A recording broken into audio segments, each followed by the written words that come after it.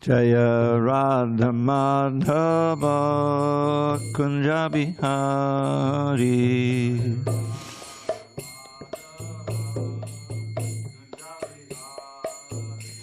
Jaya Radha Madhava Kunja Bihari.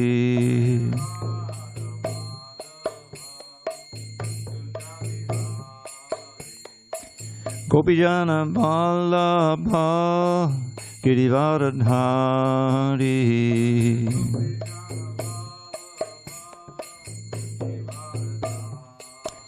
Jaya Gopijana Vallabha Girivardhari.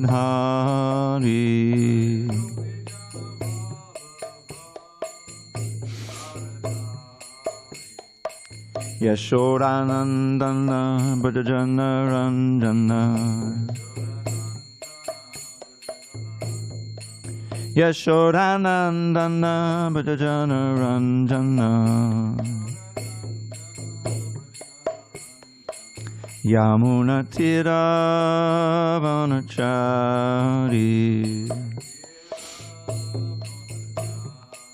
Yamuna Tira Vanachari.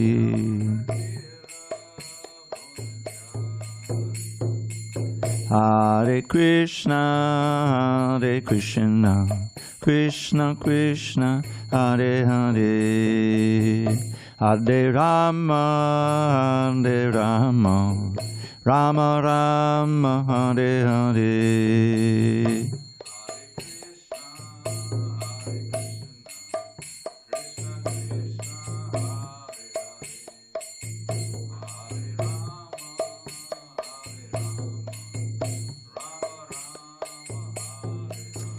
Hare Krishna, Hare Krishna, Krishna Krishna, Hare Hare, Hare Rama, Hare Rama, Rama Rama, Hare Hare.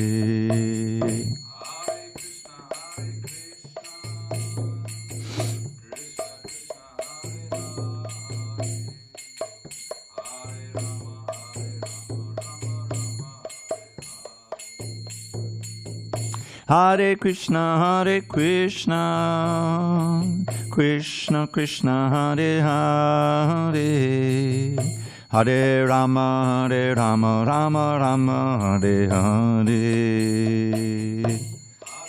Hare Krishna, Krishna Krishna, Hare Hare.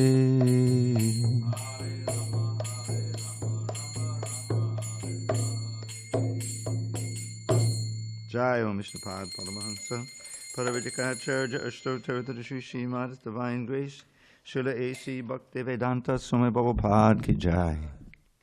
ISKCON BBT Founder Acharya Srila Prabhupada Ki Jai. Jai Om Vishnupad Paramahansa Paravijikacharya Ashtottara Shri Srimad Divine Grace Srila Bhakti Siddhanta Saraswati Thakur Ki Jai. Ananta Koti Vaishnavina Ki Jai. Namacharya Srila Haridas Thakur Ki Jai.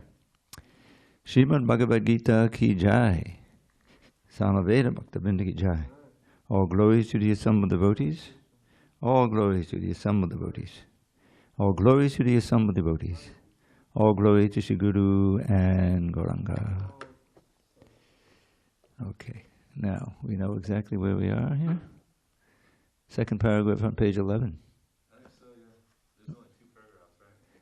There are only two paragraphs, so I have to say the second one rather than the first one.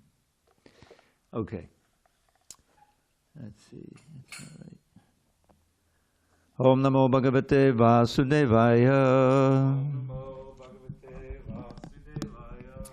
Om Namo Bhagavate Vasudevaya. Om Namo Bhagavate Vasudevaya.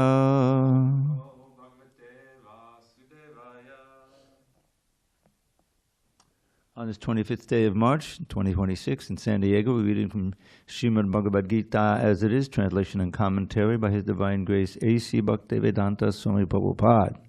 And we are in the introduction, page 11, paragraph 2, beginning, what is this consciousness? Okay. I'm going to read a couple of sentences from the previous paragraph, since otherwise. The purified consciousness means acting in accordance with the instructions of the Lord. This is the whole sum and substance of purified consciousness. Consciousness is already there because we are part and parcel of the Lord. But for us, there is the affinity of being affected by the inferior modes. But the Lord, being the Supreme, is never affected. That is the difference between the Supreme Lord and these small individual souls. What is this consciousness? This consciousness is I am. Then what am I? In contaminated consciousness, I am means I am the Lord of all I survey. I am the enjoyer, close quote. The world revolves because every living being thinks that he is the Lord and creator of the material world. Material consciousness has two psychic divisions. One is that I am the creator, and the other is that I am the enjoyer. But actually the Supreme Lord is both the creator and the enjoyer. And the living entity, being part and parcel of the Supreme Lord, is neither the creator nor the enjoyer, but a cooperator. Do you have the spot? You gave it? Okay, you find it there. Okay. All right. I think that since we don't have the heat on, I'm going to put this back on. It's a little cool for me. Sorry to delay.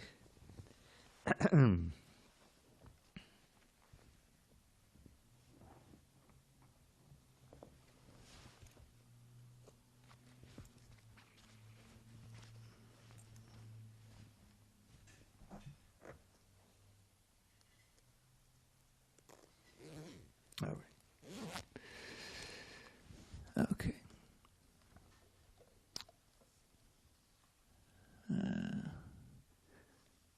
A cooperator.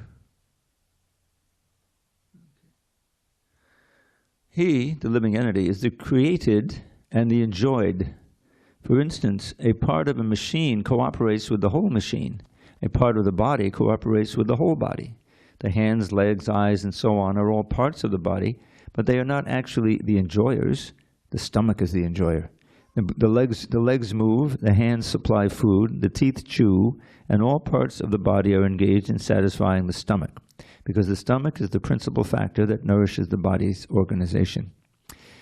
Therefore, everything is given to the stomach. One nourishes the tree by watering its root, and one nourishes the body by feeding the stomach. For if the body is to be kept in a healthy state, then the parts of the body must cooperate to feed the stomach. Similarly, the Supreme Lord is the enjoyer and the creator, and we, as subordinate living beings, are meant to cooperate to satisfy him. This cooperation will actually help us, just as food taken by the stomach will help all other parts of the body. If the fingers of the hand think that they should take the food themselves instead of giving it to the stomach, then they will be frustrated.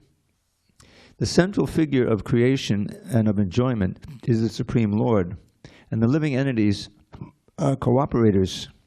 By cooperation, they enjoy. The relation is also like that of the master and the servant. If the master is fully satisfied, then the servant is satisfied. Similarly, the Supreme Lord should be satisfied, although the tendency to become the creator and the tendency to enjoy the material world are there also in the living entities, because these tendencies are there in the Supreme Lord, who has created the manifested cosmic world. All right. Om Jnana Timirandasya Jnanandana Shalakya Chakshu Unmilitam Mena Tasmai Shri Gurave Namaha. I was born in the darkest of ignorance, but my spiritual master, Srila Prabhupada, opened my eyes with a torchlight of knowledge. I offer my humble obeisances unto him and to all members of Sri Parampara, the disciplic succession.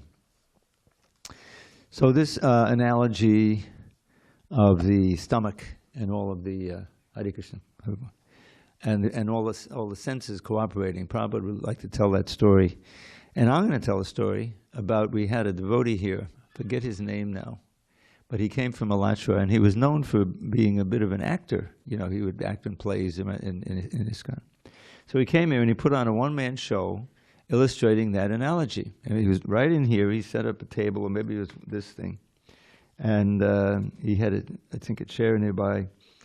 And he had a big bowl of fruit up here, bananas and apples and everything out here.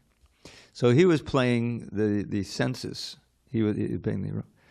And so the idea is that the senses went on strike because they say, we're doing all the work. The legs are walking, the hands are doing work, and the brain is thinking. And everything we do, we get money, buy food, and put it in the stomach. The stomach's not doing anything, but it's enjoying everything. So that's not fair. So we're going to go on strike until we get a better deal. So he played that. So gradually, of course, the whole body became weak. So he ended up lying or leaning or kneeling on the floor here, and he had one hand was going up, trying to reach the banana, but didn't know what to do with it, because he couldn't enjoy it. There's one proverb says that if the hand tries to take the sandesh or the raskul and enjoy it and just crush it, they'll just ruin it, So what happened, of course, is that they became weak because they weren't feeding the stomach and they're part of the whole body. So gradually they realized that this strike wasn't working, so they went out of strike and cooperated. So that's the idea, is that we are, Krishna is Rishikesha. Now his name is Rishikesha. Who can say what that word means? Rishika Isha. He knows, but he's meditating on what he's doing. Rishika means senses. And Isha means the Lord. He's the Lord of everyone's senses. So that means our senses. He's Lord of our senses as well. When we try to use our senses for sense gratification rather than for Krishna gratification, then we're not in our proper constitutional position and we suffer. We simply bury ourselves in more and more darkness, forgetting Krishna, and then we eventually die and we can't enjoy it all. We may take birth in a lower species, whatever. So Krishna consciousness means accepting that truth, that we're part and parcel of Krishna, and we will be happy if we engage in His service. It means that for His pleasure we act, even though it's against our desires. And that's what will be illustrated in the Gita. Arjuna really didn't want to fight. At the end of chapter 2, in text 71, it is said that at first, Arjuna wanted to satisfy his own senses by not fighting. But after he heard the Bhagavad Gita, he decided that to satisfy Krishna said, Kadashe vachanang tava, I will do as you say, realizing that that was really his duty and that would make him happy.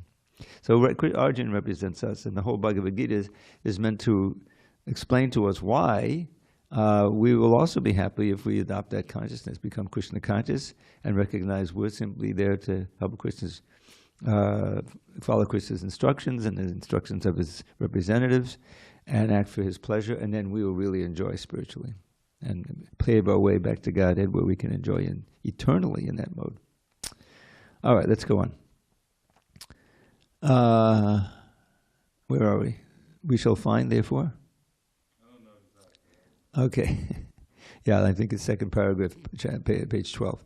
We shall find, therefore, in this Bhagavad Gita that the complete whole is comprised of the Supreme Controller, the controlled living entities, the cosmic manifestation, eternal time, and karma. He's again dealing with those 5 elements.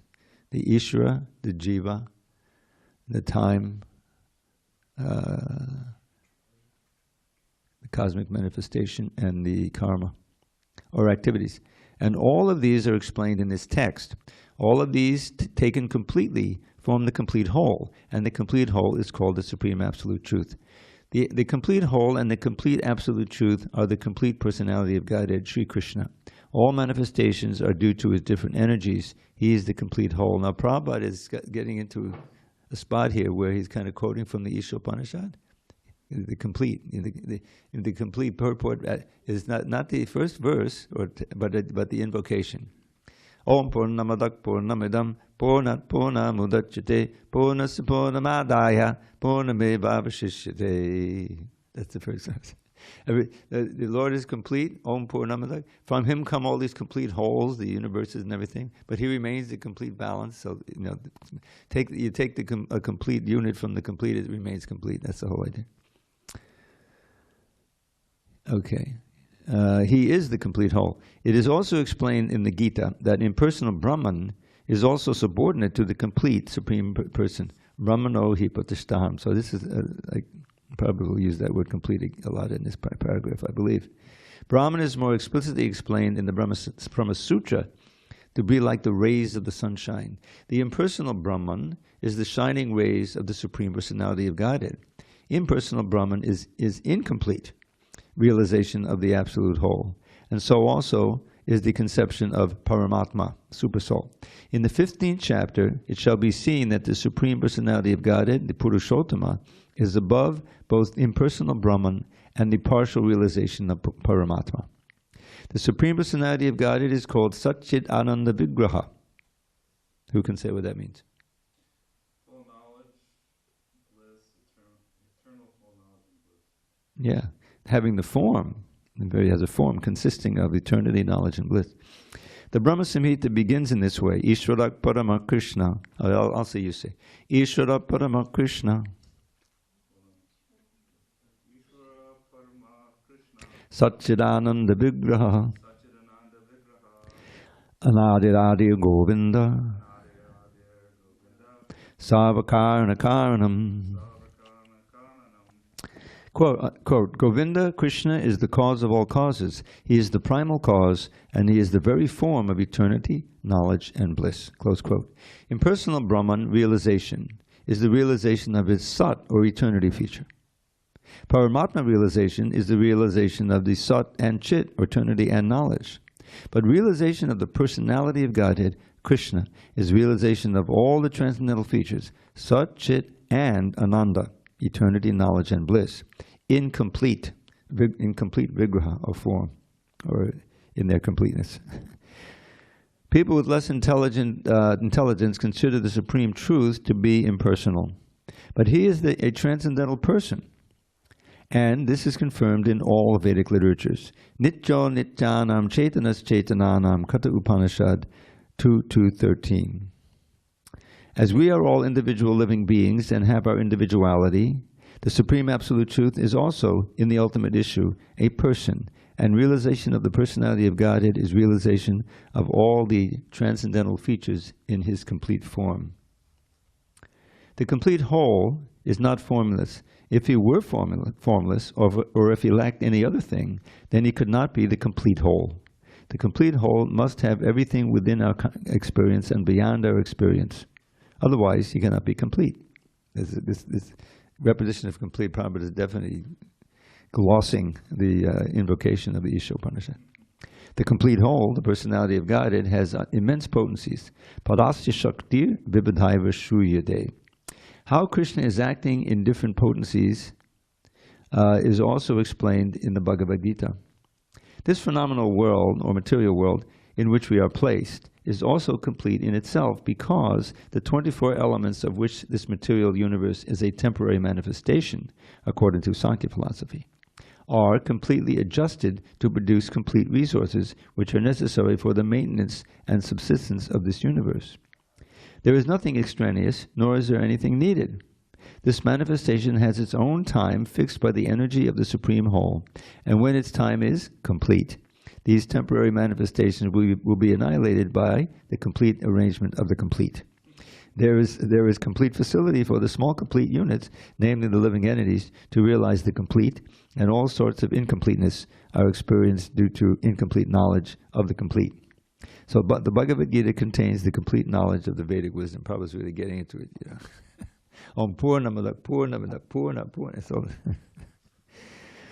all the Vedic knowledge is infallible, and Hindus accept Vedic knowledge as to be complete and infallible. For example, cow dung is the stool of an animal, and according to Smriti, or Vedic injunction, if one touches the stool of an animal, he has to take a bath to purify himself. But in the Vedic scriptures, cow dung is considered to be a purifying agent. One might consider this to be contradictory, but it is accepted because it is Vedic injunction. And indeed, by accepting this, one will not commit a mistake. Subsequently, it has been proved by modern science that cow dung contains all antiseptic properties. So Vedic knowledge is complete because it is above all doubts and mistakes, and the Bhagavad Gita is the essence of all Vedic knowledge. And I think that's it on the completeness. Vedic knowledge is not a question of research. Our research work is imperfect because we are researching things with imperfect senses. We have to accept perfect knowledge which comes down as is stated in the Bhagavad Gita by the parampara or disciplic succession. We have to receive knowledge from the proper source in disciplic succession, beginning with the Supreme Spiritual Master, the Lord Himself, and handed down to a succession of spiritual masters. Arjuna, the student who took lessons from Lord Krishna, accepts everything that he says without contradicting him. One is not allowed to accept one portion of the Bhagavad Gita and not another. No, we must accept the Bhagavad Gita without interpretation, without deletion, and without our own whimsical participation in the matter. The Gita should be taken as the most perfect presentation of Vedic knowledge. Vedic knowledge is received from transcendental sources, and the first words were spoken by the Lord Himself. The words spoken by the Lord are called apaurushaya, meaning that they are different from words spoken by a person of the mundane world who is infected with 4 defects. A mundaner, 1, is sure to commit mistakes. 2, is invariably illusioned. 3, has the tendency to cheat others. And 4, is limited by imperfect senses. With these 4 imperfections, one cannot deliver perfect information of all-pervading knowledge. Okay, let me see. So Om Jnana Timarandasya Jnanandana Shalakaya Chakshu Unmidatam Mena Tasmai Shri Gurave Namaha. I was born in the darkest of ignorance, but my spiritual master Srila Prabhupada opened my eyes with the torchlight of knowledge. I offer my humble obeisance unto him and all members of Sri Parampara, the disciplic succession. So periodically, as here, Prabhupada is differentiating or emphasizing the need for transcendental knowledge, perfect knowledge. With our senses, it's impossible to get perfect knowledge because they're imperfect in themselves. There was always some difference of opinion. Even, I remember, when I first learned in grade school about the atoms and the protons and electrons, but they didn't know anything about the subatomic particles. But then when they found about that, all of that, then the whole thing had to be, you had to have new books, and that it's working differently, So that's the nature of material knowledge, is that it's imperfect. And when you come to conclusions based on imperfect knowledge, the conclusion is inevitably imperfect, inaccurate. So the given, the kind of the axiom of material knowledge is that we're these bodies. And this is then the question, well, how did these bodies come about from dead matter? So there's all these theories and everything. But that's the first fallacy that we kick out. There cannot be in the Western theology. I remember when I used to read philosophy, I read a little theology too. The argument of the existence is God, called the argument from design. Design that we use it all the time, and Bhagwan Rama should always use it in his classes. Just look at this world. There's so many complicated things. The cars and everything, our own bodies. I always say, just look, if you want to find a proof of God, just think of your own body. How complicated it is. How incredible, just the way the brain works. And, the ideas, and from this brain comes artificial intelligence, which mimics the, human intelligence and all these things. So does it make any sense that all that just came out from random bangings of atoms together somehow? That is one of the characteristics of the demons. In the chapter 16 is divine and demonic. So the beginning of the chapter is a nice long list of divine qualities, and Prabhupada explains how they go through the 4 varnas, is what the sannyasis have. And then they get to the demonic part. And one of the first verses is Atsatyam Apatishtam Te Jagadahu Anishwaram Aparaspadasambhutam Kimanyat Kama Hoitukam. So asatyam means that there's no ultimate truth. Like, the absolute truth. We're looking for the real truth, the foundation of everything. They say, no, there's nothing like that. Jagadahu, they declare. It's not that they're agnostic. I was agnostic. Agnostic in its basic meaning means you don't know, you see. But the orthodox agnostics, they say, not only do I don't know, but no one can know. That's it. So they're basically, like atheists, but they admit that, well, we don't know, but no, you can't either. But it's interesting. The word agnostic is very similar to the word Gnostic. This Sanskrit word nastika, which means atheist. Nastika means one who says, doesn't exist. Na asti. Right? Nastik. That word is used in the Gita, I think. So Prabhupada would sometimes use agnostic to mean Gnostic. But he's really meaning atheistic. He doesn't mean someone who just doesn't know. I mean, that's like kind of a default position. Someone who doesn't know and admits that he can't really find out on his own, then comes to a source of knowledge like the Hare Krishna so he can find out. So agnosticism is okay. As long as it's not that militant Gnosticism. No, you can't know either. No one can know. Then you're in trouble. Anyway, so... But how we know and how we can have confidence in this knowledge is a central point. Because if you're just reading it as kind of, and you're just full of doubts, the demons of doubts. When you, in the Srimad Bhagavatam, first canto, second chapter, there's a series of verses beginning with text 6.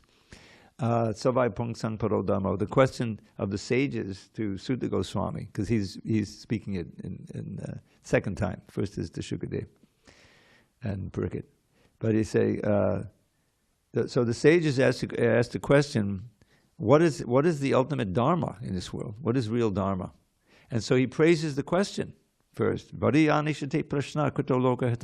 wonderful question. It's the proper answer to that question from the proper source is for the benefit of every human being, And then he starts giving the answer, famous series of verses. Savai pangsang paro dharmo yato bhakti hokshaje.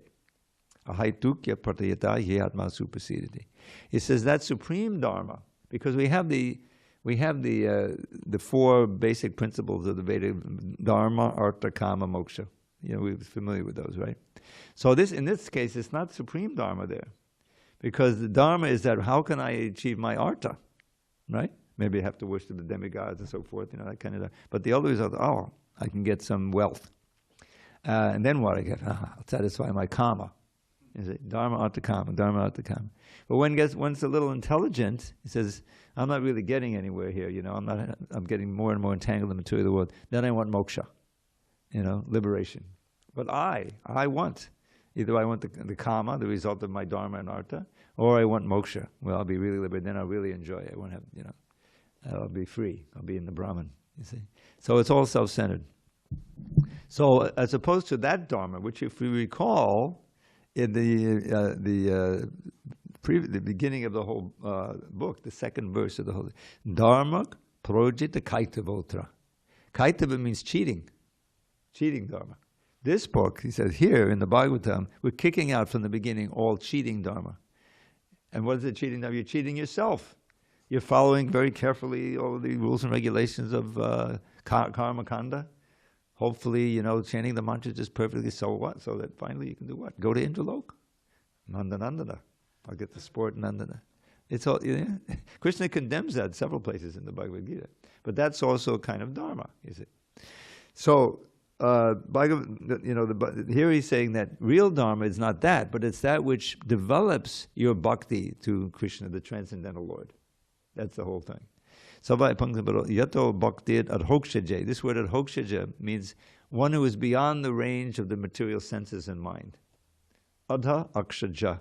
Aksha can stand in for means eyes or all the senses, and ja means born, as in janma.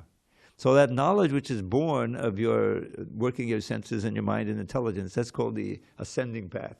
It's invariably fallible, because you're relying on your limited senses, your limited mind. And that's why you have the succession of theories, how, the Big Bang and all of this stuff, but God isn't there. They come up with this. So this is the demoniac view. Asatyam apratishtam te.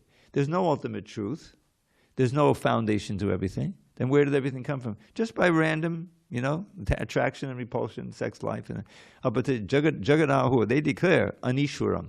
That means there's no God. An-Ishwaram. Ishwaram is the controller. There's no ultimate controller. It's just random forces, Aparaspara Sambhuddha. How did everything come about? By random, meetings over many, many billions and trillions of years, of these molecules came together, and eventually there was a little paramecium, and, there's a book called, a little pamphlet, Origins magazine. that was put together by Sariputta and Juda Karma many years ago in the 70s, I believe. And it was revised within the last 20 years. And he deals with this because that's, all our books are very much concerned with that. Where did we all come from? What is our actual nature? Then we can understand what our duty is and how we can use our limited senses, mind, and intelligence for reconnecting with the source of all these things, with its absolute and attaining perfection. So having faith in the knowledge that's coming down, rather than in our own limited abilities to gain knowledge, is the central principle of Krishna consciousness. Oh, as Prabhupada says here, with these four imperfections, we commit to, I like to say them in order, you start out with your imperfect senses, everyone can admit that. And therefore, we make mistakes in understanding our, and those mistakes become repeated again and again and become an illusion, become a delusion, that there's no God and all these different things. And even science, even material science, they keep after ripping things up and said, well, that wasn't true. We thought it was true. Now we have a bigger telescope we can understand. And then after all of that, then comes the cheating. Is the imperfect senses, you investigate, and therefore you make mistakes in your understanding of yourself in this world. But you're convinced of them, and you convince others, and therefore you're cheating. Imperfect senses, making mistakes. What is it? Make mistakes, become illusion, and then you cheat by teaching those mistakes as true. You see? And then that's a limited senses. There's a certain order to them. But you can see it's a syndrome that everybody who doesn't have access to this knowledge or the process to get it is invariably in. And then invariably you come, I believe this, but actually it's this. And the big thing, I believe this would make me happy. I thought if I went this direction and I did this and I did, then I would be happy. And it was fun for a while, but now I see that, I'm broke. That's the first thing that happens. You lose all my money. And you wreck your brain or whatever, And you get more, and the main thing is you instill in your mind, your subtle body, all these desires for material enjoyment, which are frustrated. And when you're really frustrated, you become depressed. That's the mode of ignorance, So these are all the functions of not being exposed to this transcendental knowledge, and if being exposed, not accepting it. So we're fortunate if we expose, we're reading every night, and we accept it and try to mold our lives accordingly. Vedic knowledge is not imparted by such defective living entities. It was imparted unto the heart of Brahma, the first created living being, and Brahma in his turn disseminated this knowledge to his sons and disciples as he originally received it from the Lord. So it was imparted, the second line of the whole Bhagavatam. Tene Brahma Vidaya Adikavaye. That Brahma there is not Brahma, it's Brahma meaning the knowledge, and he's Adikavaye, the original sage. So there's no one else around. He's sitting on the lotus. How's he going to get knowledge? Krishna in the heart. And Brahma in his turn disseminated this knowledge to his sons and disciples as he originally received it from the Lord. The Lord is Purnam, all perfect, and there is no possibility of his becoming subjected to the laws of material nature. One should therefore be intelligent enough to know that the Lord is the only proprietor of everything in the universe, and that he is the original creator, the creator of Brahma.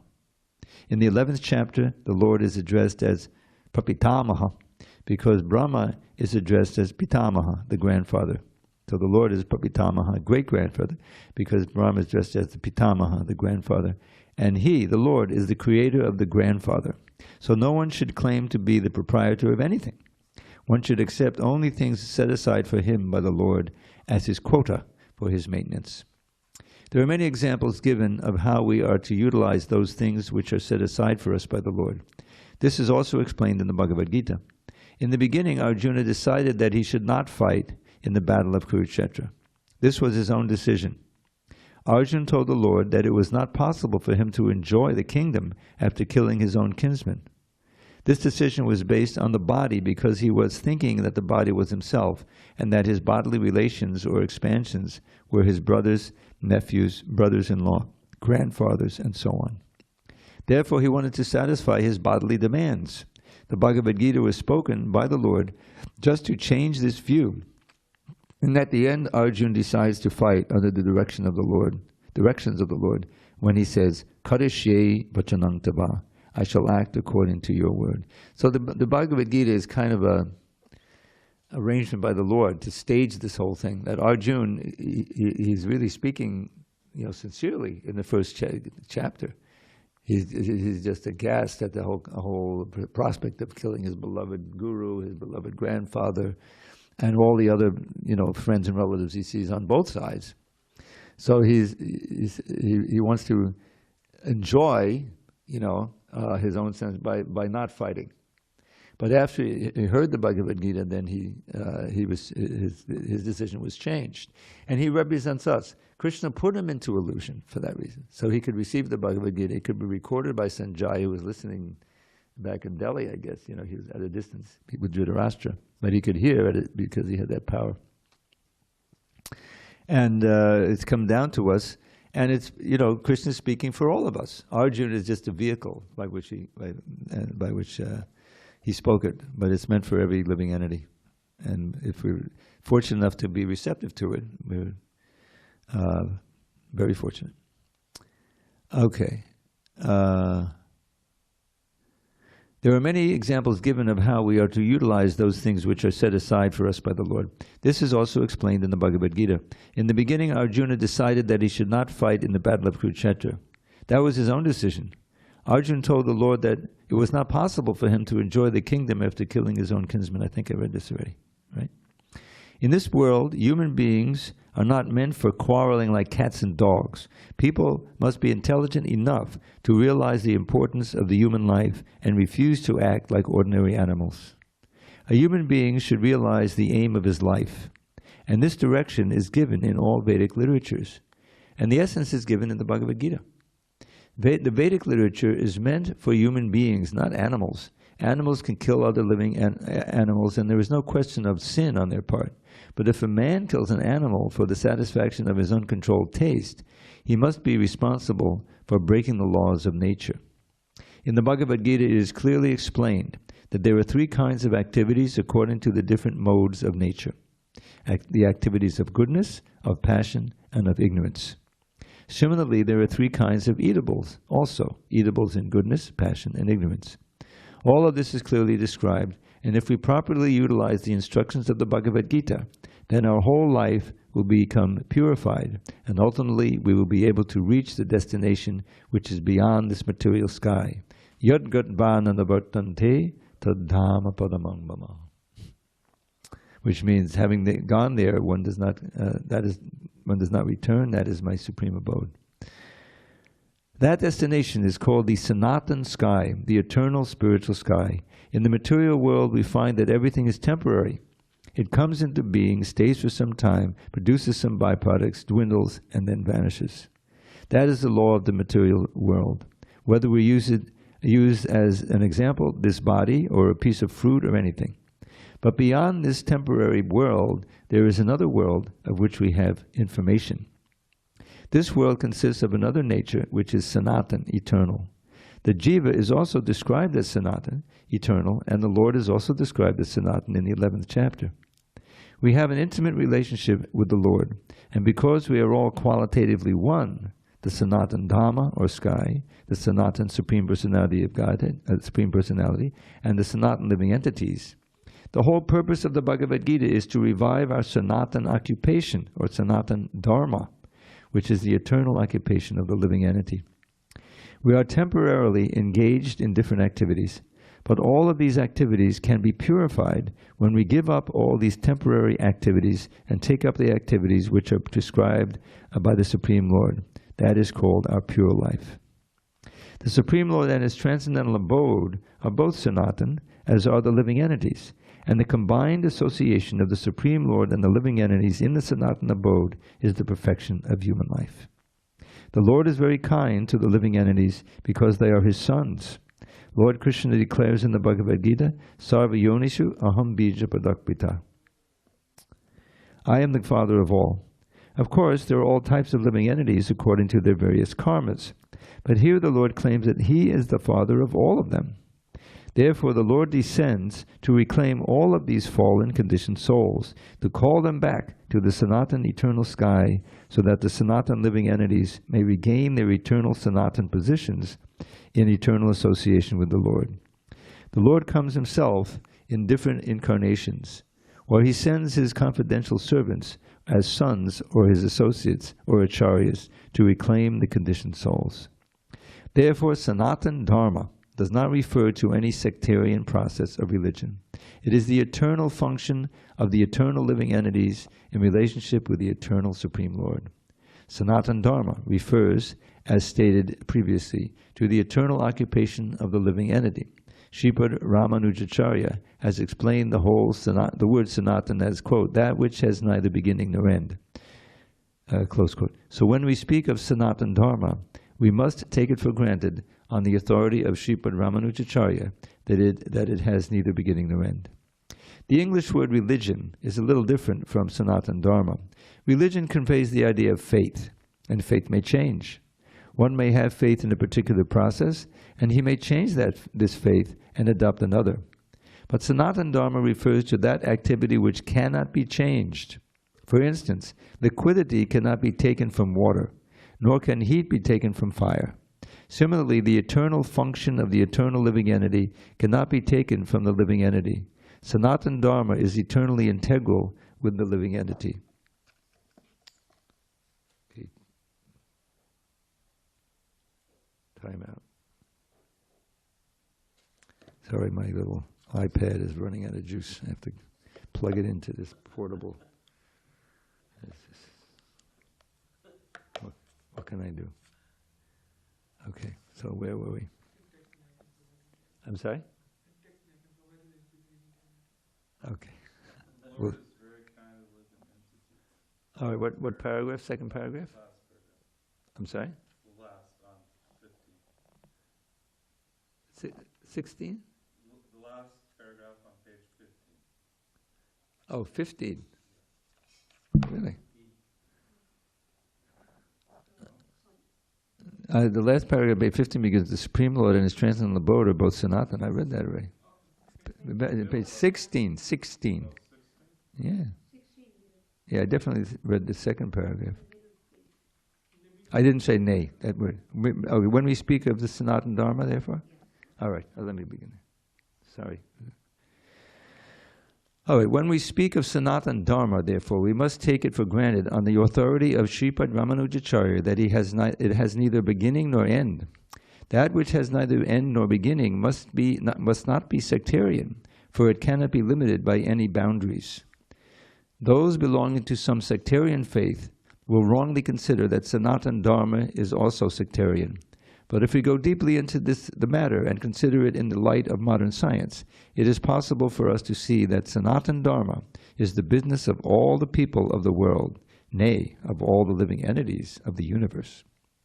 Non-Sanatan religious faith may have some beginning in the annals of human history, but there is no beginning to the history of Sanatan Dharma, because it remains eternally with the living entities. Insofar as the living entities are concerned, the authoritative Shastras state that the living entity has neither birth nor death. In the Gita, it is stated that the living entity is never born and he never dies. He is eternal and indestructible, and he continues to live after the destruction of his temporary material body. In references to the concept of Sanatan Dharma, we must try to understand the concept of religion from the Sanskrit root meaning of the word. Dharma refers to that which is constantly existing with a particular object. We conclude that there is heat and light along with the fire. Without heat and light, there is no meaning to the word fire. Similarly, we must discover the essential part of the living being, that part which is his constant companion. That constant companion is his eternal quality, and that eternal quality is his eternal religion. When Sanatana Goswami, now he's going to Sanatana Goswami, it's interesting. When Sanatana Goswami asked Sri Chaitanya Mahaprabhu about the Sarup of every living entity, the Lord replied that the Sarup, or constitutional position of the living being, is the rendering of service to the Supreme Personality of Godhead. Now, who knows that verse? You know so many shlokas. No? Jivera? Just see. How about the second line? Okay. Jivera Sodapoi, Krishnera Nityadas. Jivera Krishnera Tatasta Shakti. Beda Beda Prakash. And there's also a third and fourth line, but those are the two. Bhushan, Haribo. You're late, Babu. Okay. Haribo. I know that's a long drive. So, Jivera Swarupoi. This Swarup is very important because it means that no matter how many bodies we take, how many eons we merge into Mahavishnu and come out, we have a Swarup that doesn't change. We may have forgotten it and be unaware of it, but it's there. And the Bhagavatam states that understanding that Swarup and living in it is actual mukti.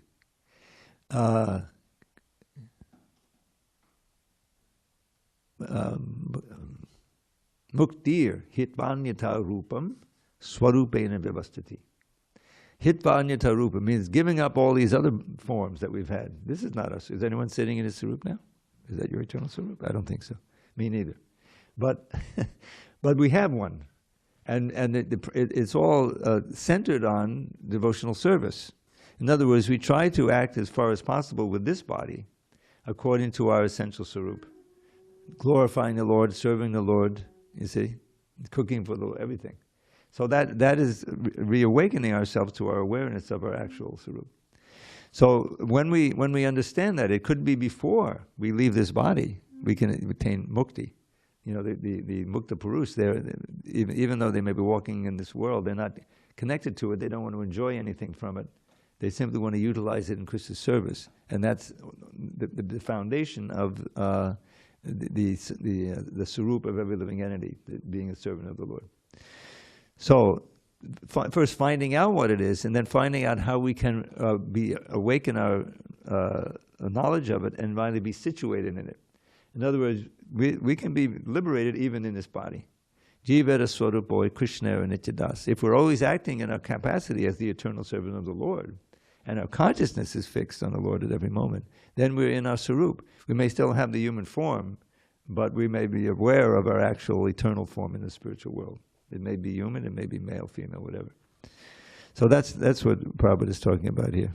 And Krishna consciousness is meant to awaken our awareness of it. Okay, where was I?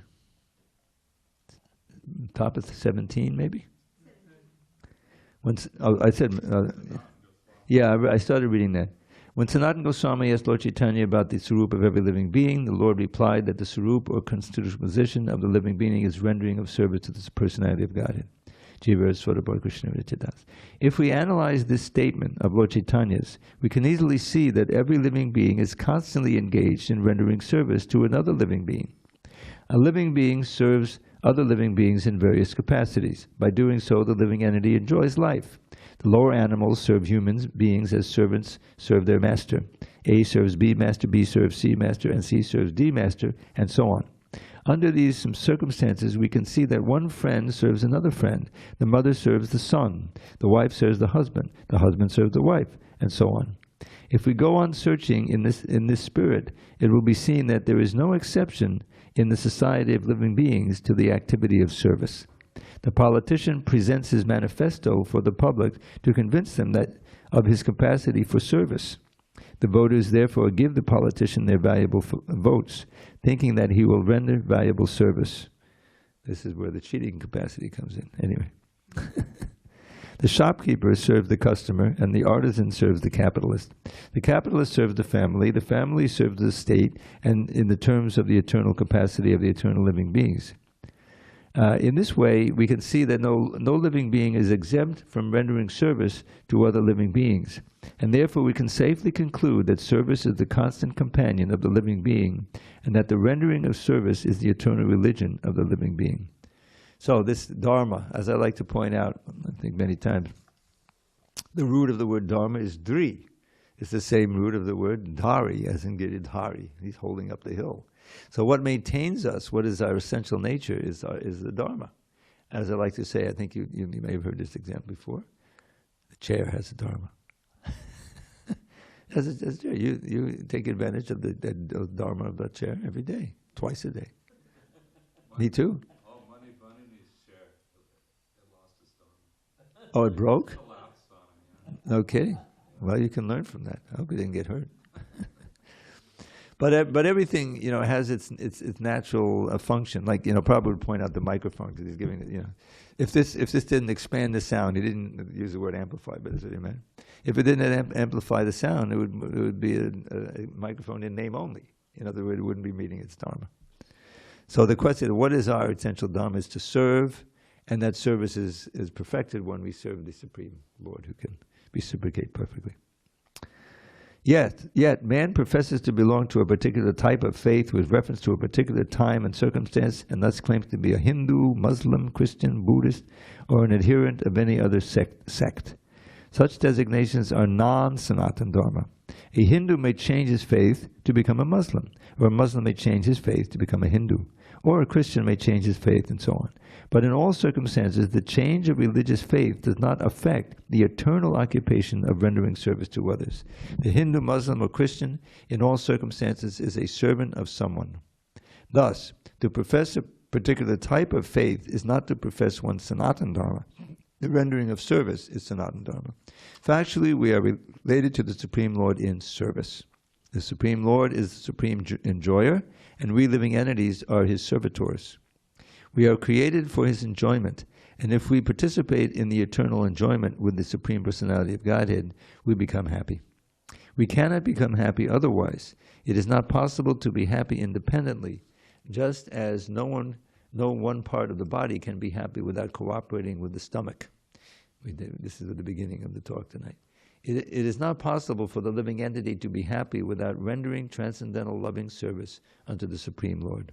Okay, so it's getting late. So this it sums up, and Prabhupada is coming, keeps coming around to these same themes. And the essential idea is that we have to know who we are. When the Vedanta Sutra says Tato Brahma Jigyasa, now that you're a human being, you have to acquire into the absolute truth. That includes who we are. What are we? What are we? What is this world? Who or what is the source of everything? This inquisitiveness is the beginning of human life, really. Otherwise, it's just polished human life. And very importantly, Prabhupada talked about the importance of Dharma, and we should know that verse.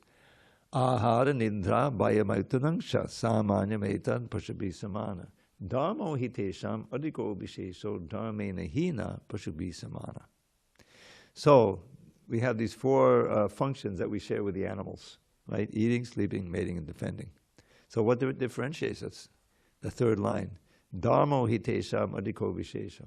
The thing that is the unique and valuable quality of the human beings animals don't have is this sense of dharma, meaning what is the right thing to do. Arjuna didn't say, I'm confused about my dharma.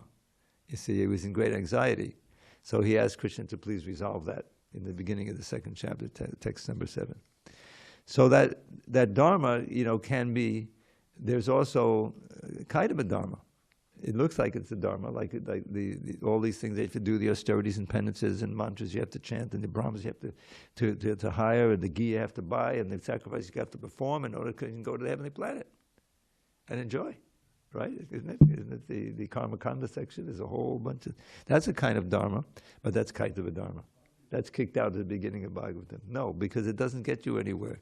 You go up, what is it? You may enjoy for some time. Even if you eventually get there, eventually you have to fall down and come back to this world of death. Krishna doesn't mince any words. So we don't want that. All right, time is running out. One quick little poem is okay? Any requests? Afterward. Okay, we'll just after. So this is one that based on Rishabhadev's beginning of his teachings to his sons, 5th canto, 5th chapter, text 1. Check it out. It's probably lectured on that for weeks in India, on that one verse. Wherever he went, he would book it. So this is taken from, inspired by that.